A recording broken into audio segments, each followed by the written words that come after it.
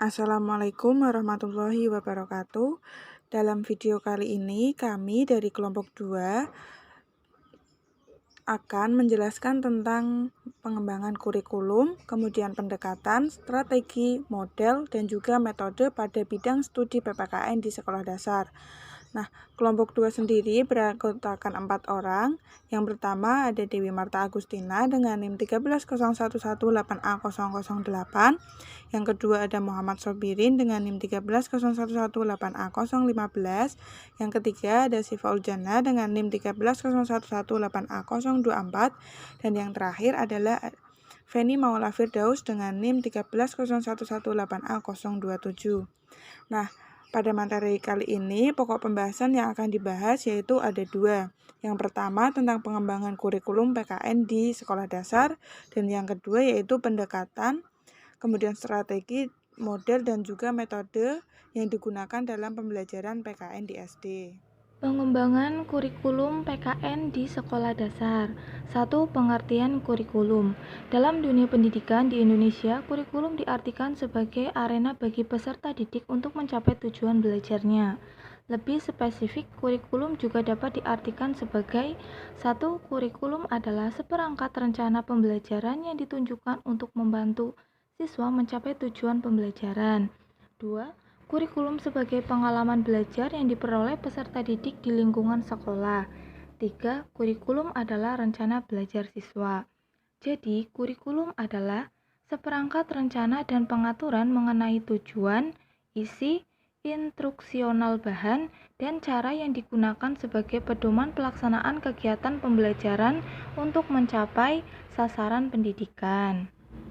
Selanjutnya, 2 komponen kurikulum, antara lain 1.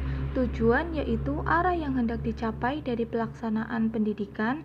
2. Isi kurikulum yaitu pengalaman belajar apa saja yang harusnya diberikan kepada siswa untuk mencapai tujuan yang sudah dicanangkan. 3. Metode yaitu cara yang digunakan untuk mengorganisasikan atau menyampaikan isi kurikulum untuk tercapainya tujuan pembelajaran. Dan 4. Evaluasi yaitu cara yang digunakan untuk melihat atau menentukan keberhasilan dari pelaksanaan kurikulum. Apakah sasaran sudah tercapai atau belum tercapai. Kemudian 3. Mengembangkan kurikulum. Dengan melihat komponen-komponen di atas, maka guru bersama-sama dengan rekan guru lainnya dapat berdiskusi untuk mengembangkan kurikulum sekolah, yaitu dengan menentukan tujuan, menentukan isi, merumuskan kegiatan pembelajaran, dan menentukan cara untuk melakukan evaluasi. Selanjutnya, 4. Kurikulum tingkat satuan pendidikan atau KTSP pada pembelajaran PKN. PKN sebagai salah satu mata pembelajaran yang ada dalam standar isi tahun 2006 diberikan mulai dari TK sampai sekolah menengah atas umum dan kejuruan. Cakupan kelompok mata pelajaran kewarganegaraan dan kepribadian pada KTSP adalah peningkatan kesadaran dan wawasan peserta didik akan status hak dan kewajibannya dalam kehidupan bermasyarakat, berbangsa, dan bernegara, serta peningkatan kualitas dirinya sebagai manusia. Materi selanjutnya yaitu kurikulum 2013. Konsep pendidikan di Indonesia sendiri selalu berubah-ubah dengan tujuan untuk mencapai dan menemukan susunan terbaik seiring perubahan dan perkembangan zaman di Indonesia. Perubahan kurikulum 2013 mencakup isi dan mata pelajaran, termasuk dalam pelajaran yang selalu mengalami perubahan, yaitu pendidikan Pancasila dan kewarganegaraan atau disingkat dengan PPKN. Pada kurikulum sebelumnya, tahun 2006, PPKN dikenal sebagai pendidikan kewarganegaraan. Dan pada awalnya, PPKN disebut dengan pelajaran civic pada tahun 1962. Perubahan nama pelajaran ini menunjukkan sifat kurikulum yang dinamis. Selanjutnya, saya akan membahas tentang materi pendekatan pembelajaran. Pendekatan pembelajaran adalah langkah yang ditempuh berdasarkan prinsip tertentu yang terarah pada tujuan yang ingin dicapai. Ada beberapa pendekatan yang dapat digunakan dalam pembelajaran pendidikan kewarganegaraan atau PKN di sekolah dasar, yaitu yang pertama ada pendekatan evokasi, yang kedua ada pendekatan inklusi, yang ketiga ada pendekatan kesadaran, yang keempat ada pendekatan penalaran moral, yang kelima ada pendekatan analisis nilai, yang keenam ada pendekatan mengungkapkan nilai, yang ketujuh ada pendekatan komitmen, dan yang kedelapan ada pendekatan memadukan. Selanjutnya yaitu membahas tentang materi strategi pembelajaran PKN di SD.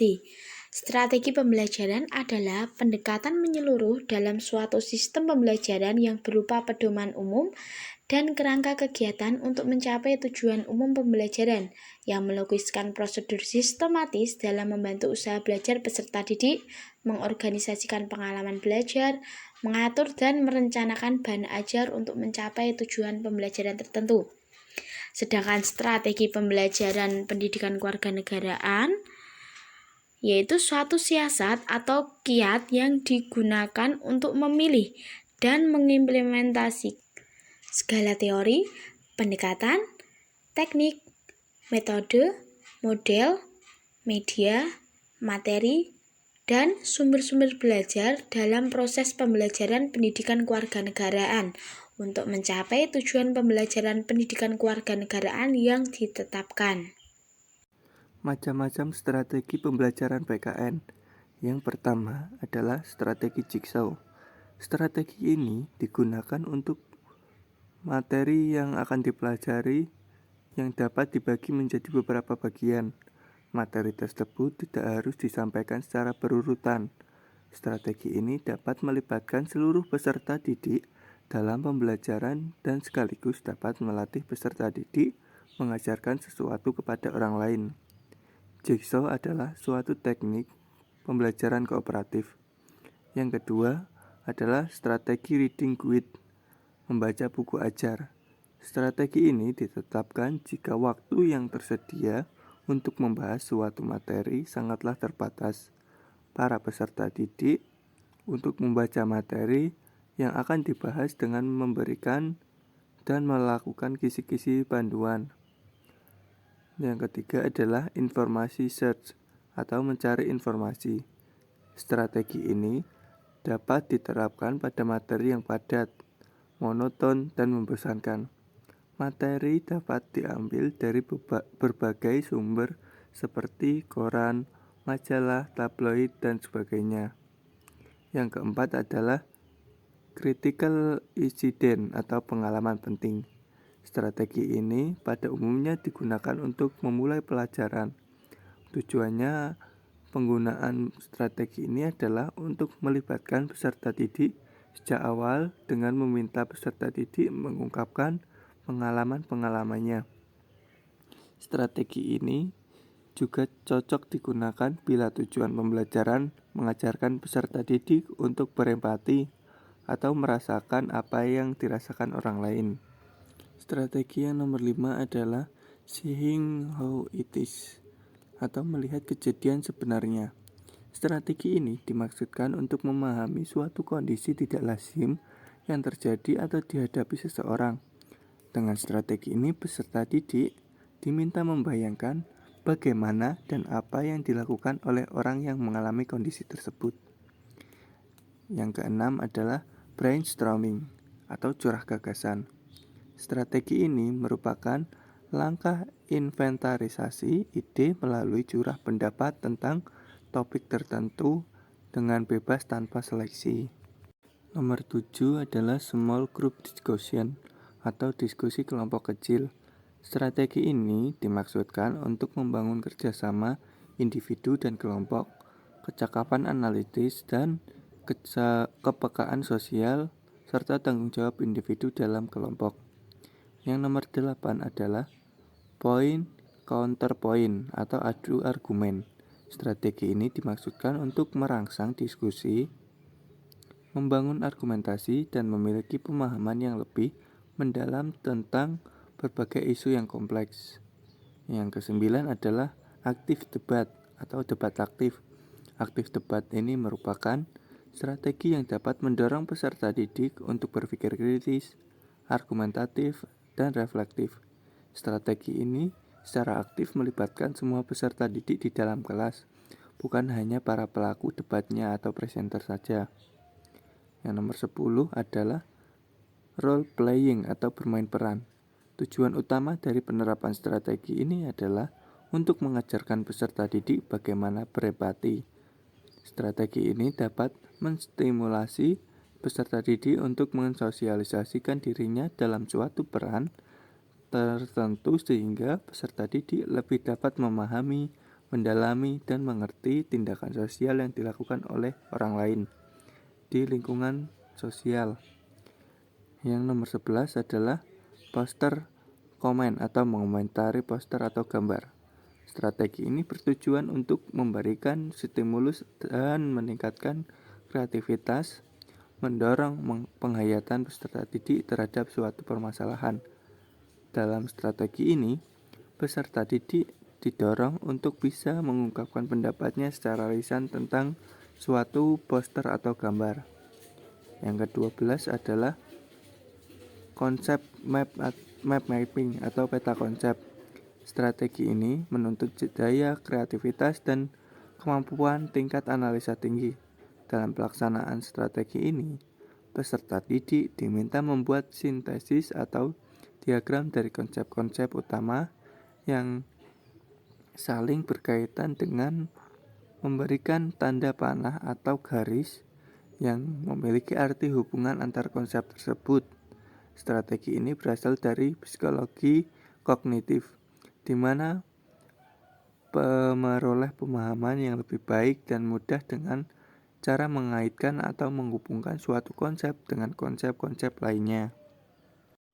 Materi selanjutnya yaitu tentang model-model pembelajaran PKN di sekolah dasar. Di sini menurut Fathur Rahman tahun 2012 mengatakan bahwa model-model pembelajaran yang cocok digunakan dalam pembelajaran PKN SD yaitu ada dua. Yang pertama model pembelajaran kontekstual atau contextual teaching and learning, dan yang kedua yaitu model pembelajaran kooperatif.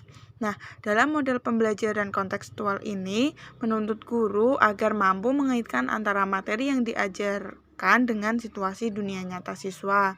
Jadi, guru akan mengaitkan pembelajaran dengan kehidupan atau kegiatan sehari-hari sehingga siswa mudah untuk memahami materi yang sedang dipelajarinya. Tidak hanya itu saja, guru juga diharapkan mampu mendorong siswa untuk membuat hubungan antara pengetahuan yang dimilikinya dengan penerapan dalam kehidupan mereka juga. Misalnya dalam keluarganya, kemudian dalam lingkungan sekitar atau bermasyarakat, dan juga ketika mereka bersosialisasi. Dengan begitu, model pembelajaran STL ini dapat membuat pembelajaran menjadi lebih produktif dan juga bermakna. Tujuan dari model pembelajaran ini sendiri yaitu supaya memotivasi siswa untuk memahami makna materi pembelajaran yang dipelajari dengan mengaitkan materi tersebut dengan konteks kehidupan sehari-hari mereka. Kemudian, model yang kedua yaitu model pembelajaran kooperatif. Nah, pada hakikatnya model pembelajaran ini sama dengan kerja kelompok, yaitu menggunakan strategi pembelajaran yang melibatkan partisipasi siswa dalam satu kelompok kecil untuk saling berinteraksi. Nah, jadi nanti dalam proses pembelajarannya guru akan membuat beberapa kelompok-kelompok kecil untuk siswa dapat berinteraksi atau berdiskusi secara langsung kepada temannya agar bisa mengungkapkan pendapatnya masing-masing. Tentunya dalam pembelajaran ini nantinya akan menciptakan hal yang lebih luas, yaitu komunikasi dan interaksi antar guru dan juga siswa, siswa dengan siswa, dan juga siswa dengan guru. Nah, model pembelajaran kooperatif ini sendiri menekankan pada peserta didik tentang kerjasama dalam kelompok. Nah, jadi di sini dalam model ini siswa akan dituntut untuk bisa bekerja sama dalam kelompoknya masing-masing. Selanjutnya yaitu tentang metode pembelajaran PKN. Nah, di sini ada berbagai jenis metode pembelajaran yang dapat diterapkan dalam pembelajaran pendidikan kewarganegaraan atau PKN. Sini ada 5. Yang pertama ada metode ceramah, metode cerita, metode tanya jawab, metode penugasan, dan juga metode permainan atau kompetisi. Nah, yang pertama yaitu metode ceramah. Metode ini adalah cara mengajar yang paling sering digunakan oleh guru dalam mengajar karena cara mengajarnya ini yang paling mudah dilakukan, yaitu hanya berupa penuturan dan juga penerangan lisan oleh guru kepada peserta didik. Nah, metode ini sendiri sering digunakan apabila materi pelajaran yang akan disampaikan banyak mengandung hal-hal yang memerlukan penjelasan dari guru. Kemudian metode ini juga dikatakan murah dan juga mudah digunakan karena hanya mengandalkan suara guru tanpa memerlukan persiapan yang rumit. Kelebihan dari metode ceramah ini sendiri yaitu dapat digabungkan dengan metode lainnya, misalnya dengan metode tanya jawab ataupun diskusi, karena pelajaran pendidikan kewarganegaraan sangat cocok dengan metode tanya jawab. Yang kedua yaitu metode cerita. Di dalam mengajarnya, guru menanamkan sebuah nilai dan juga moral kepada peserta didik dengan cara menggunakan karakter atau tokoh-tokoh melalui sebuah cerita, misalnya cerita legenda, hikayat, dongeng bersejarah lokal, juga bisa digunakan oleh guru dalam menanamkan nilai moral kepada peserta didik. Contohnya dalam pembelajaran PKN, yaitu sikap nasionalisme dan juga patriotisme. Guru akan menceritakan bagaimana sikap para pahlawan pada zaman dahulu dan juga menceritakan pula bagaimana sikap nasionalisme dan juga patriotisme yang harus dimiliki. Yang ketiga yaitu metode tanya jawab. Nah, metode ini bersifat langsung karena dalam pembelajarannya terjadi dialog antara guru dan juga peserta didiknya. Ketika dalam pembelajaran, guru dapat bertanya kepada peserta didik dan peserta didik pun dapat menjawab atau sebaliknya, peserta didik akan bertanya dan guru akan menjawab. Karena dalam metode ini terjadi timbal balik antara guru dan juga peserta didik. Yang keempat yaitu metode penugasan. Merupakan suatu cara guru mengajar dengan menanamkan kebiasaan dan dapat memperoleh suatu ketangkasan, ketepatan, dan juga keterampilan pada peserta didik. Dalam menggunakan metode penugasan ini, bertujuan agar siswa memperoleh pengalaman langsung, nyata, bekerja mandiri, dan juga jujur. Misalnya, guru memberikan tugas berupa penulisan, pengalaman, dan juga menolong teman. Nah, metode yang terakhir yaitu metode permainan atau kompetisi. Metode ini dapat membangkitkan motivasi serta menciptakan suasana senang dalam belajar bagi peserta didik. Belajar sambil bermain peserta didik akan mengenal tentang dunianya, kemudian belajar tentang hidup bersama, belajar arti persahabatan, belajar tentang moral, dan sebagainya. Nah, peserta didik akan mudah menyerap materi pelajaran ketika dalam suasana yang menyenangkan. Oleh karena itu, guru akan menggunakan metode ini dengan menyajikan bahan ajar melalui permainan. Dengan penggunaan metode ini dapat membuat atau menciptakan permainan yang akan digunakan dalam mengajar. Nah, misalnya sendiri yang bisa digunakan yaitu berupa permainan teka-teki, bergambar, ataupun lainnya. Di dalam permainan tersebut memuat isi pesan berupa nilai, moral, dan juga norma sesuai dengan tuntutan pendidikan kewarganegaraan. Demikian pemaparan dari kelompok 2 tentang pengembangan kurikulum, pendekatan, kemudian strategi, model, dan juga metode yang digunakan dalam pembelajaran PKN sekolah dasar. Kurang lebihnya kami mohon maaf. Wassalamualaikum warahmatullahi wabarakatuh.